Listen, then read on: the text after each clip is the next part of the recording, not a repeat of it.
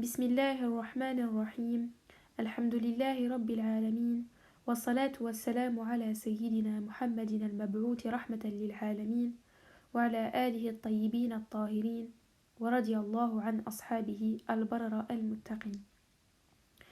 Au nom d'Allah, le tout miséricordieux, le très miséricordieux, louange à Allah, Seigneur des univers, que les prières et le salut soient sur notre maître Muhammad, celui qui a été envoyé comme miséricorde pour l'univers, ainsi que sa sainte et pure famille, et qu'Allah agrée ses compagnons, innocents et consciencieux.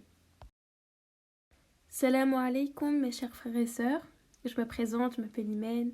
Alors j'ai décidé de faire des vidéos sur les histoires des prophètes, puisqu'en fait j'ai lu un livre, et que je continue toujours à le lire, qui s'intitule L'authentique des histoires des prophètes d'Ibn Kathir. Et j'ai voulu donc partager avec vous ces histoires qui sont très intéressantes. Cette œuvre, en fait, qui est riche d'enseignements et une véritable mine d'informations, profitera à tous ceux qui désirent approfondir leur science de la religion. Mais avant de commencer tout ça, je vais débuter en fait cette vidéo avec une introduction qui va être plus ou moins longue, qui sera en 2 parties, sur ce qui est la croyance du musulman concernant les prophètes, qui est vraiment très importante. Puis enfin, je commencerai mes vidéos sur les histoires des prophètes, de Adam alayhi salam à Muhammad sallallahu alayhi wa sallam.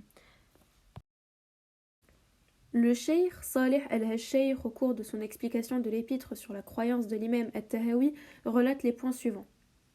La croyance aux prophètes. Lorsqu'on parle de croyance aux prophètes, on signifie la croyance aux prophètes et aux messagers également. Et ce pour 2 raisons. La première est que la majorité des savants sont d'avis que tout messager est un prophète. Ainsi, croire aux prophètes implique de croire aux messagers. La seconde est que le Coran a usé du terme prophète pour désigner des messagers. Y a-t-il une différence entre un prophète et un messager ? Alors, les savants ont divergé en de nombreux avis que nous résumons ici. Le premier avis, c'est qu'il n'y a pas de différence entre les deux. Tout prophète est un messager, et tout messager est un prophète. Un nombre certain de savants, d'exégètes et de juristes ont adopté cet avis. Le deuxième, c'est qu'il stipule qu'un prophète n'est pas un messager. Et par conséquent, tous les messagers sont des prophètes, mais tous les prophètes ne sont pas forcément des messagers. Plusieurs arguments le prouvent. Le verset 52 de la sourate Al-Hajj, « Nous n'avons envoyé avant toi ni messager ni prophète qui n'ait récité, sans que le diable n'ait essayé d'intervenir de sa récitation. Allah abroge ce que le diable suggère et Allah renforce ses versets. Allah est omniscient et sage. » Ainsi que le verset « Et nous n'avons suscité aucun messager ni aucun prophète », ce qui indique clairement qu'un messager n'est pas un prophète et qu'il y a bien une différence entre les deux. Alors, le deuxième argument, le hadith qui mentionne le nombre de prophètes et de messagers. Abu Dar, radiyallahu anhu, rapporte avoir interrogé le prophète sallallahu alayhi wa sallam en ces termes.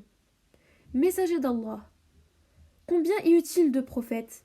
Il répondit « 124 000. » Abu Dar, radiyallahu anhu, demanda alors « Messager d'Allah, combien parmi eux furent des messagers ?» Il répondit « 313 si on les compte tous. » On définit donc la différence entre un prophète et un messager de la façon suivante. Un prophète, on lui a révélé une législation, mais n'a pas reçu l'ordre de la transmettre. Un messager, on lui a révélé une législation et ordonné de la transmettre. Une autre définition est adoptée notamment par Ibn Taymiyyah, à savoir que tous les deux sont suscités, mais le prophète l'est à un peuple qui adhère déjà à sa religion et vient confirmer le message délivré par le précédent messager. Alors que le messager est envoyé à un peuple qui adhère à une autre religion, il doit donc leur ordonner de vouer le culte exclusivement à Allah et leur interdire le polythéisme. La qualité de prophète ne s'acquiert pas. Ce statut est un don divin, raison pour laquelle Allah annonça à Jésus, fils de Marie, et Jean, qu'ils seraient prophètes alors qu'ils étaient encore petits, comme cela est bien connu. Jésus, quand il était encore dans son berceau, et Jean durant son enfance. Aussi, les mécréants dirent « Pourquoi ce Coran n'a-t-il pas été révélé à un des grands dignitaires des 2 cités ?» Mais Allah réfuta ces propos en disant « Leur revient-il d'attribuer la miséricorde de ton Seigneur à qui il le souhaite ?» Allah signifie ici la prophétie qui est une miséricorde qu'il donne à qui il veut, raison pour laquelle il dit dans un verset « Allah sait mieux que quiconque à qui confier le rôle de prophète ». C'est donc un choix qui revient à Allah, qui décide de confier cette responsabilité à qui il considère adéquate pour l'assumer. Selon la majeure partie des savants de la Sunna, un miracle est un fait que la totalité des hommes et des djinns, et non une partie d'entre eux seulement, sont incapables de reproduire, comme le dit le verset 88 de la sourate Al-Isra. Même si les hommes et les djinns s'unissaient pour produire quelque chose de semblable à ce Coran, ils ne sauraient produire rien de semblable même s'ils se soutenaient les uns les autres. On dit que c'est un miracle, c'est-à-dire une preuve irréfutable qui oblige toute personne à accepter les propos de celui qui l'a réalisé sans discuter. L'imam Ibn Abi al-Izz al-Hanafi dit dans son commentaire de la Aqida al-Tahawiyya « Tout le monde peut prétendre être prophète, l'homme le plus véridique comme le plus grand des menteurs. Mais seul un ignorant reste confus devant une telle situation. En effet, ce sont les circonstances qui permettent de mettre en exergue la véritable nature de chacun. Or, il est possible de distinguer le véridique du menteur de plusieurs façons et dans de nombreux cas, autres que celui où des personnes prétendent être prophètes. Aucun de ceux qui ont prétendu être prophètes n'est mort avant que n'apparaissent clairement les signes de ses mensonges, de ses péchés et de l'emprise de Satan sur sa personne. On peut même dire que quand deux personnes prétendent quoi que ce soit et que l'un des deux est sincère alors que l'autre est menteur, la sincérité de l'un et le mensonge de l'autre apparaîtront au grand jour, fût-ce après un laps de temps, puisque la sincérité implique le bien et le mensonge le mal. Comme il est dit dans le hadith, selon Ibn Mas'ud, le messager d'Allah a dit « La sincérité mène aux bonnes œuvres et les bonnes œuvres mènent au paradis. L'homme ne cesse de dire la vérité jusqu'à ce qu'il soit inscrit auprès d'Allah comme un véridique. Le mensonge mène aux mauvaises actions et les mauvaises actions mènent au feu. L'homme ne cesse de mentir jusqu'à qu'il soit inscrit auprès d'Allah comme un menteur. » En prenant connaissance des enseignements dispensés par les prophètes et notamment le détail des lois, il apparaît de toute évidence qu'ils étaient les êtres les plus savants et cela ne saurait être le cas d'un menteur ignorant. Le cheikh Saleh al-Hashayr, au cours de son explication de l'épître sur la croyance de l'imam al-Tahawi, relate le point suivant. Allah a suscité des prophètes et messagers qui étaient les meilleurs des hommes à leur époque. Il les a assistés par des miracles comme preuve de l'authenticité de leur mission prophétique. Ils sont les hommes les plus pieux, ceux qui craignent le plus leur Seigneur, les plus savants et qui connaissent le mieux leur Seigneur.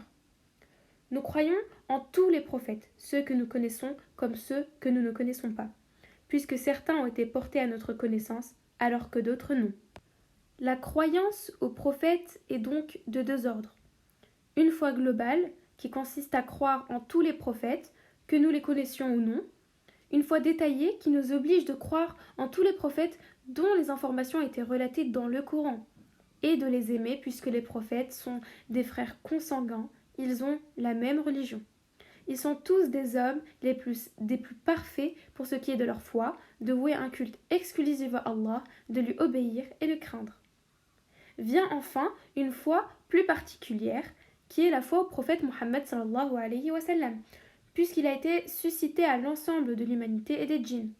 Il est le sceau des prophètes et fut envoyé avec l'islam qui abroge tous les messages précédents. Il lui fut révélé le Coran comme miracle et argument pour lui et sa communauté jusqu'au jour de la résurrection. La foi en Mohammed consiste à mettre en pratique l'attestation de foi, à savoir obéir à ses ordres, croire aux informations qu'il nous donne, s'abstenir de faire ce qu'il nous interdit et n'adorer Allah seulement selon ce qu'il a légiféré.